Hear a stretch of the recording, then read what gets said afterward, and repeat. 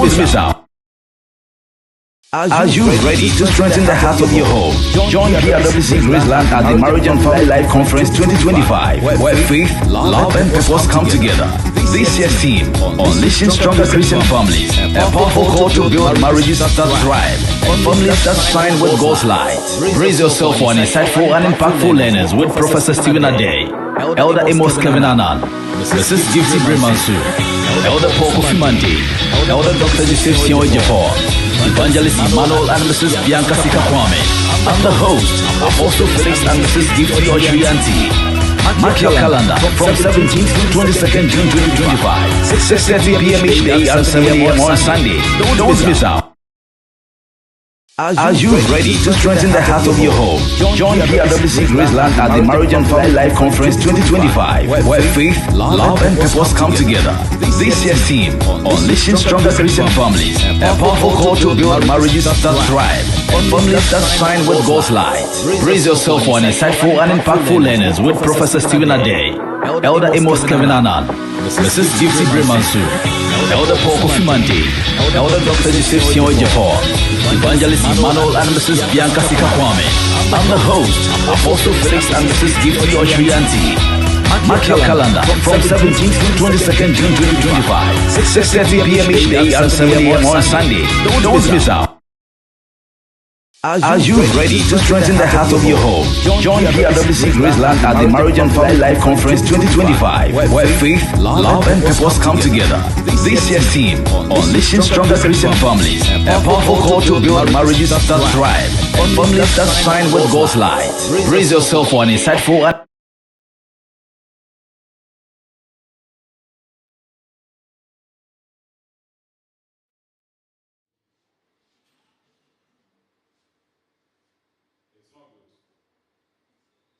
It is something that you must look forward to. It's insatiably expectant. Now, the spouse must get to a place in the marriage where you look forward to having sex. I have a story of a woman who is 75 years. Had practiced prostitution for over 50 something years. And she was going on retirement. After satisfying 400,000 men. That's her record. A prostitute in Nevada.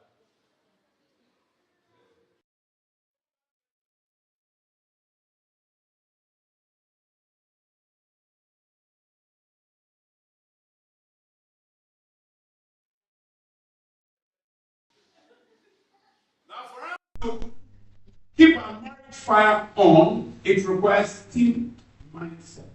Listen, brother. Marriage is a team effort.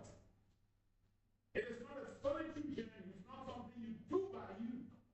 It is we do by us. The struggle is that many of us have not learned how to work with others, and therefore we can only work by ourselves. May God give us grace. And so just the first exercise I want you to look at, your thoughts. Everything in your head inspires your feelings. It is not a reverse. No. And so that is why it's important to check the trajectory of your thoughts with respect to your spouse. We can do what we do here, but if the mindset you have about your spouse is not godly, it is not godly. Some are in the marriage, but their mindset about their spouses is totally opposite scripture. Wicked man like you. That's the thought.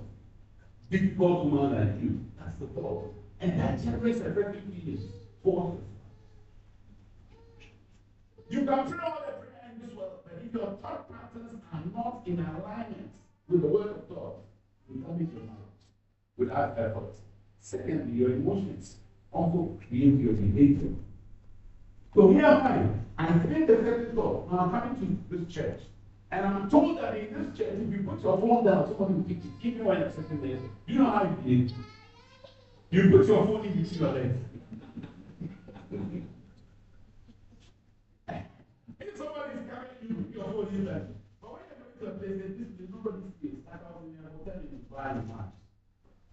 I shop for my girls. And you know what? I learned one of the times. Very bad, you learn what happens. I looked out of the bag, but I didn't realize I left the bag. 2 days later, I was coming here everywhere to find it. I couldn't find it, so I said, no, let me go to the reception. I have to visit them. So I asked them. Because I wanted my bag, I brought it. I knew I took it from the taxi. The taxi driver actually, he didn't help me convey the thing, so we didn't even pay anything. He said, oh, yeah, nothing gets lost. My heart was at rest. Elsewhere, I saw nothing gets lost. The second order will come for it. You know, and it gave me a certain feeling the rest of the period when I was there. So we've got to check the mindset. Because it produces certain feelings. If you can't give your whole to your husband, it's not of some false. If you can't give your best to your wife, it's because of some men are experiencing premature ejaculation and all those things. One guy tell me, I don't know how to blame me. When the wife says,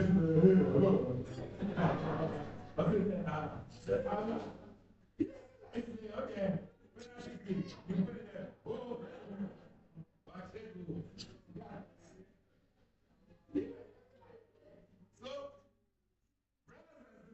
Each one of us need to look at what's in your thoughts, how you're feeling, and how you're behaving towards each other. So I want those of you to how you are sitting next to their spouse.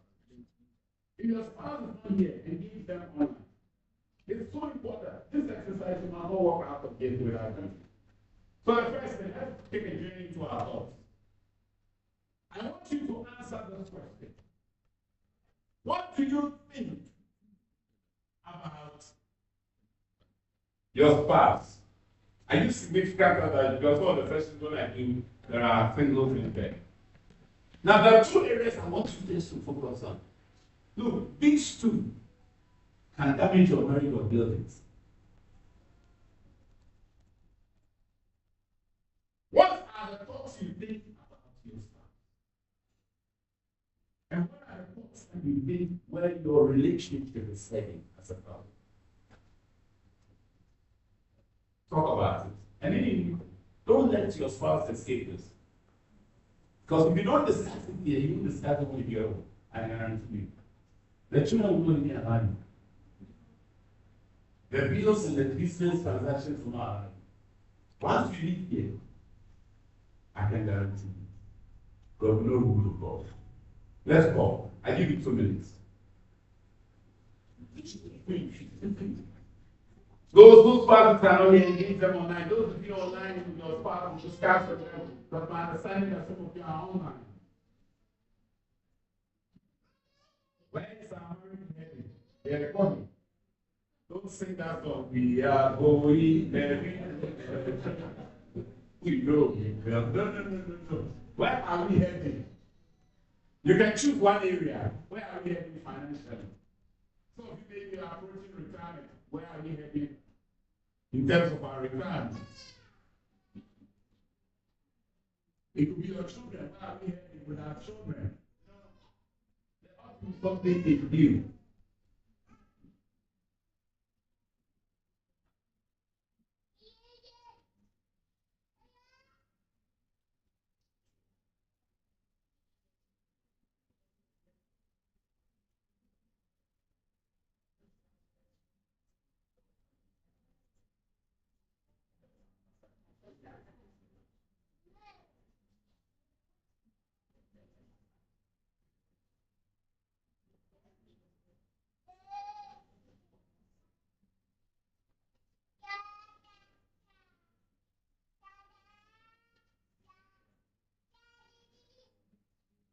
Okay, let's move on to the next one.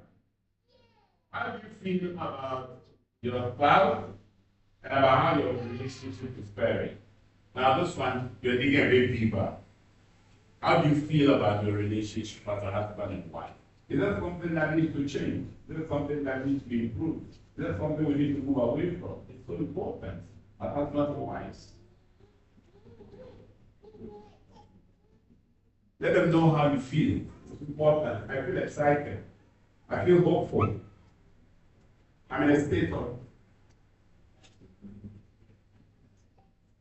I I feel anxious. You know, some feel anxious. Some feel angry, yes. It can happen. I feel disappointed, and some are disappointed. I've been to meetings where some are disappointed.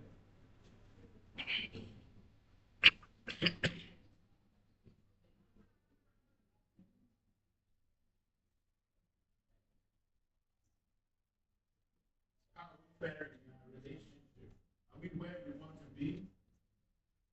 Are we where we want to be, or we're stuck? Okay.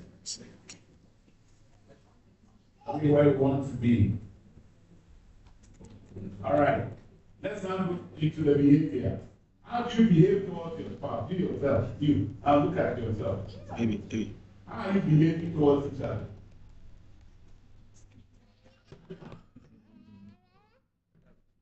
And how are you behaving towards the relationship and its future? You know, sometimes people and the way we behave impacts the relationship without you paying attention. One thing I've discovered is that it takes 2 to tango, yes. It takes 1.5 spouse to end a marriage.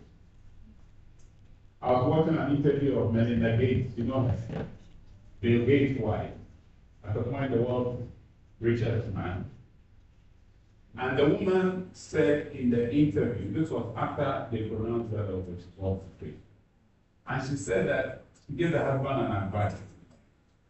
Among the many reasons, one of them, which was very cardinal and groundbreaking, was the husband has become a friend to a guy called Jeffrey Epstein. He was also a millionaire. And Jeffrey Epstein was a very strange character.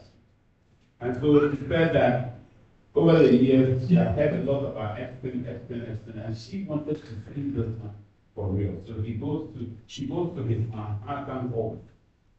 And it's a home where every speed in the house is seated with cameras. Including the room. And the people who go there are aware that this place is fully on camera. And they get the phone terrible things. And she said this, when I saw Jeffrey Epstein, he was evil personified. And she said that instantly she advised her husband, move away from this man. Because it was evil personified. For somebody to look at the level, she's not looking at the Christian level. That she can see people and snap people when she sees past. And she told her husband to move away, but this man was terrible. Because they were doing all this. If you've read the Epstein files, which I've been reading, it's all people are thinking of the trust. We're taking flash on one person. But they started releasing portions of it. They were initially thought that they were going to redact portions. But they decided to release all. It's amazing. You see?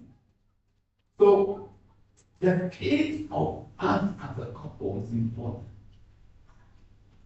Community take decisions in the state of unhappiness. But you see, if you're a Christian, you take decisions out of our actions. You let God lead their unhappiness. You make known the roots of their happiness. Because marriage by its design does not produce happiness. It is you who brings your happiness. I bring my happiness and we make a happy marriage. Unfortunately, a lot of people who have been programmed to go into marriage looking for happiness, that it never happens. Because it becomes an elusive pursuit. But when you're coming into the marriage with your set of happiness, your spouse comes with a set of happiness, and then you generate happiness as a couple. But just imagine, I come in with happiness, you come in with family. How can we be happy? I come in fully disclosing. You come in with a shady character. You need the Holy Spirit gives us something beyond happiness. It's called the joy of the Lord. But the joy of the Lord is not based on what happens.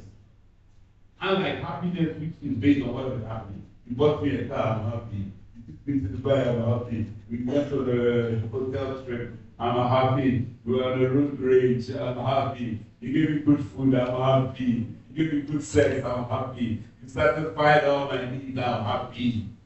What if those needs are not? God help us. So the reason why a lot of the issues get constrained is because the small things are the big things. Please keep this. And okay, I said it somewhere, I was almost beating. There are many men in Ghana like MPP. They like to do the big things and ignore the small things. So the people are complaining, this is small. Oh, that's the IFL. MPP, 1 and 2, over here. I'll summarize it for you. Look, they did a lot of huge stuff uncompleted. And that's how women respond. You can build a house, buy a car, do all those things. If you miss it, the small thing,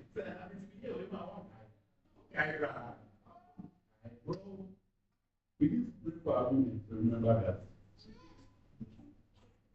You can do all the big shaky things, the things for shaky, shaky. They say this is for shaky reasons. To show up, to do all those things.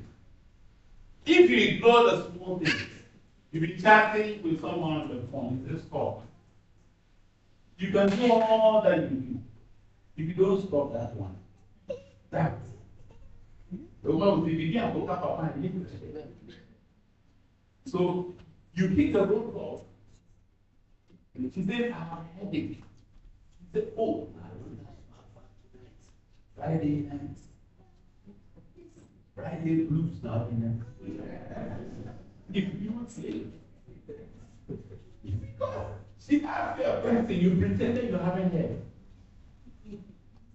But the mystery with men is that if we pass between us, you can put a car aside and still enjoy sex. Men are not designed to carry that one. My friend, my professor, one day he wanted to have sex with a wife and then he had him almost for 3 days. Then when he got his wife, I think we're going to Ibadan. Because those people understand. The wife asked me, I don't know how my headache is. But when the woman she has a headache, it's a headache. Because the man is like one goal project. Everything. One good life. How men are constructed. And it's a mystery. Men can't understand how people will say headache. I'm tired. One day I said, I was probably the woman. Maybe. You need that area of your hand. It will not affect your fatigue. Those men are just prepared. The things they can say and do, you can't imagine. But the woman cannot conceive that because for her, it is emotional before it's physical.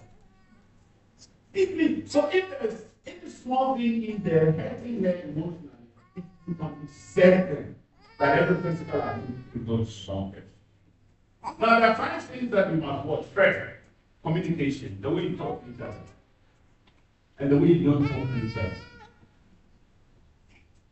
If you are talking about the 5 key conflicting areas in terms of marriages of today, you look at this. Communication. Second one, third parties. And the third parties include your children. Because you start off married, you have children, and when the children exit, you realize that you spend your whole life learning something that you didn't finish. It's called parenting. And the children leave you, and you come back, as it was in the beginning, socially, you decide to that thing. You can know, it's just the 2 of you. So most of you are building your whole life around parenting, be careful. But one day the children will finally leave you. And third parties can also be strangers, relatives, fathers, mothers, aunties, uncle, friends, colleagues in the office. All these are secondary to your spouse. None of them is in equal categories with your spouse. Because the only person who is equal to you is your spouse. And there is no one also who can be one flesh with you except your spouse. All others can be one blood with you, but no one flesh. The 2 are not the same. Your mother is one blood, your father is one blood, your brother is one blood, but only your husband or wife can be one flesh. That is why they are bruised in property. The significant one among equals. Equal in the sense that you're all human. But in terms of value, they are not the same. Thirdly, intimacy, romance, and sex. I call it IRS of marriage. IRS, intimacy, romance, and sex. Fourthly, modern day gadgets. Our whole life is now on the phone. I was at Fiesta Royal for Sunny at Purple Street. The woman stood there, bank card, said, I took my husband's phone. I took his phone, testimony. Now, we're talking about intimacy affected by technology. And there's data to show that couples who spend more time online have less time intimately engaging. And then he said, I took his phone. He's here. We fought over the phone. Every argument in our marriage was around phone. And I took the phone one day because he plays it somewhere unusual. And I forgot where he plays. Memory lapse. When you're growing, you can wear your best and to be looking for it. And do that. Anyone who has been through, you are 18. So don't joke with that one. Okay. I know somebody who had the thing on the lap, the first one, and the thing was lying on the lap.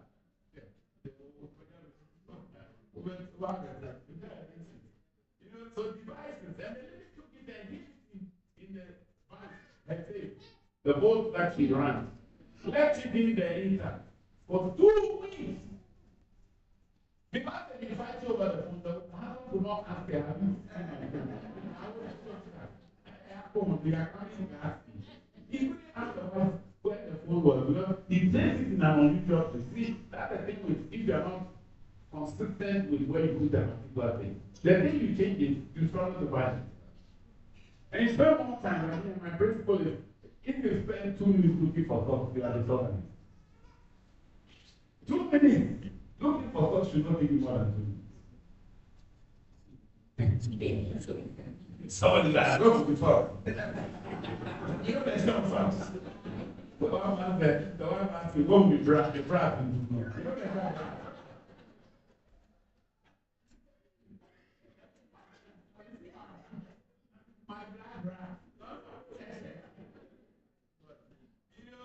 So devices, we need as husbands and wives to manage our devices.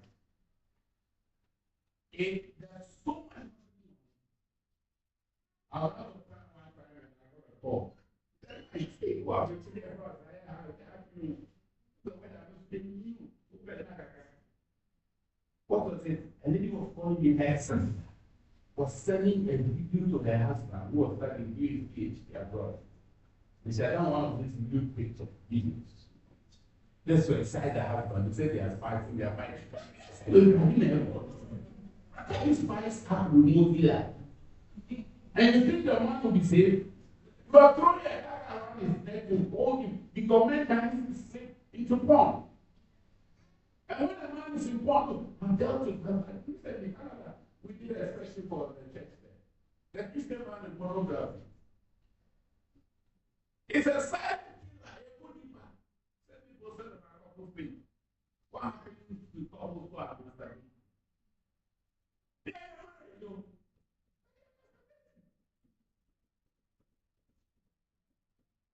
And when she was sending the video to the husband, he slipped onto the church bathroom. And those were the times now you didn't have the option to believe what you have said. You had to be deleted by the friend.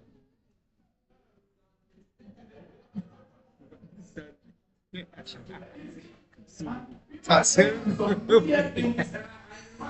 trời ơi cái gì It's allowable on the author of God.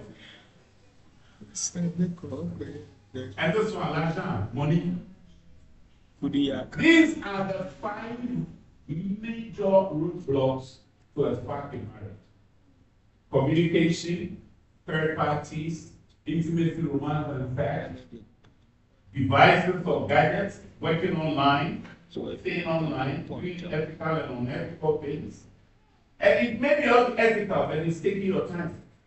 And so, then you imagine your wife is talking to you, talk, I'm listening in your head. I'm not supposed to look here. there's communication, there is effective communication.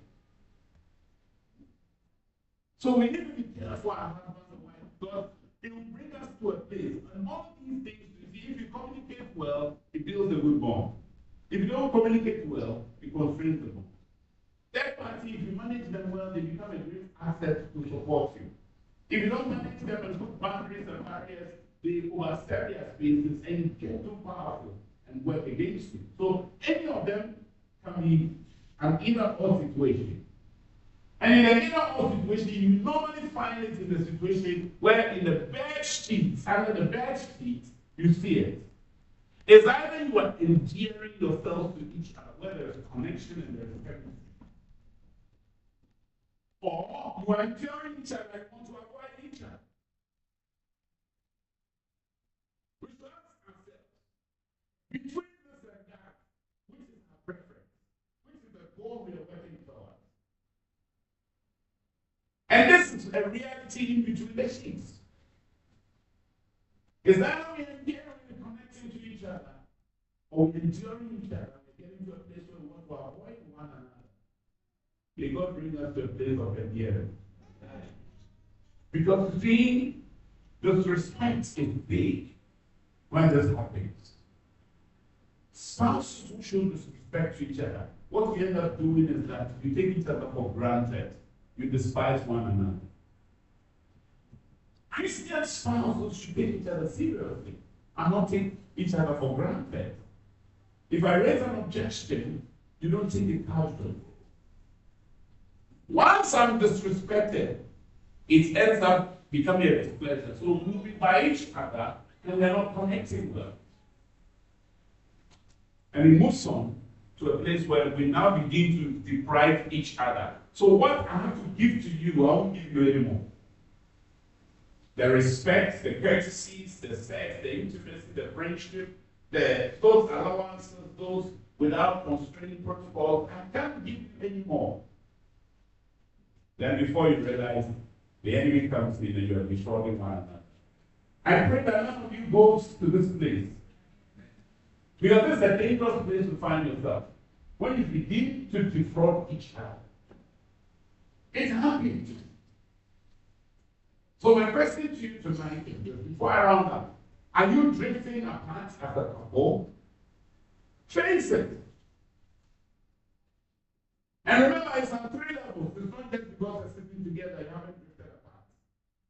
Spiritually, are you drifting apart? In the soul, are you drifting apart? And in the soul, remember, it's again 3 things: your thoughts, your feelings, and your will. The exercise of will, which is the choice and the decision you're taking. Then in the skin. So after the skin, why is the latter one? Is the latter one? There are women who are sitting married to their heart.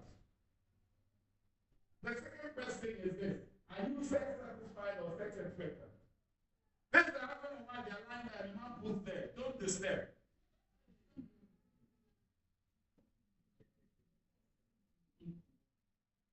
And in the bedroom, there's a crack because Satan has struck them. You can imagine you are in a mood and he's sleeping. Imagine the reverse.